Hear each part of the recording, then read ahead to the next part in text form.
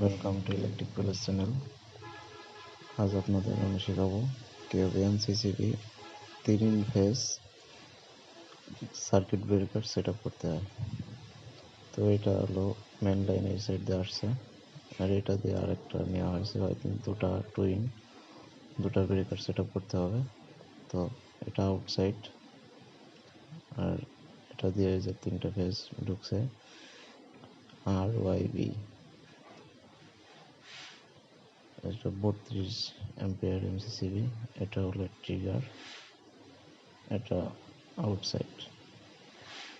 তো চলুন আমরা দেখে নিই কীভাবে সেট আপ করতে হবে।